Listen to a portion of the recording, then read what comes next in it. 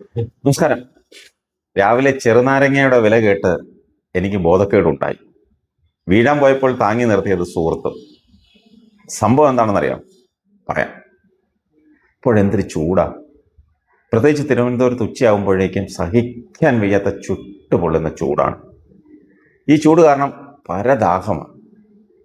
വെള്ളം കുടിക്കാൻ ദാഹിക്കും, കൂടെ കൂടെ വെള്ളം കുടിക്കാൻ തോന്നും. എപ്പോഴും വെറും വെള്ളം കുടിക്കാതെ അല്പം നാരങ്ങ വെള്ളം കുടിക്കാമെന്ന് കരുതി അങ്ങനെയാണ് നാരങ്ങ വാങ്ങിക്കാൻ രാവിലെ പട്ടം QRSലെത്തിയത്.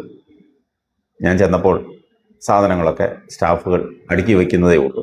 കാരണം രാവിലെ ആയതുകൊണ്ട് ഞാനല്ലാതെ വേറെ ഒരു കസ്റ്റമേഴ്സിനെയും അവിടെ എങ്ങും കണ്ടതുമില്ല.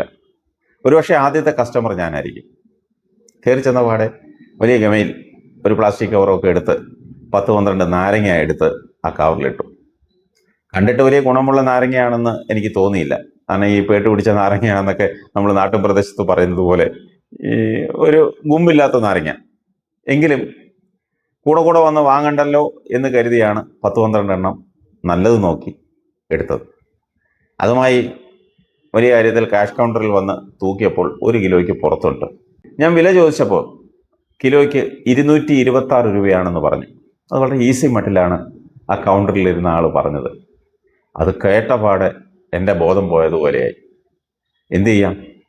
അയാളുടെ കയ്യിൽ നിന്ന് അത് വാങ്ങി തിരിച്ച് കൊണ്ടിട്ടിട്ട് അതിൽ നിന്ന് 3 നാരങ്ങ മാത്രം എടുത്ത് തൂക്കി വാങ്ങിച്ചു.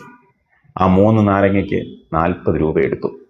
അതായത് ഒരു നാരങ്ങയ്ക്ക് 13 രൂപ ചില്ലറ പൈസ. എങ്ങനെ നമ്മൾ നാരങ്ങ വെള്ളം കുടിക്കും? അതുകൊണ്ട് ഞാൻ തീരുമാനിച്ചു, നാരങ്ങയുടെ വില കുറയുന്നത് വരെ നാരങ്ങ വെള്ളം കുടിക്കണ്ട എന്ന് ഉറപ്പിച്ചു.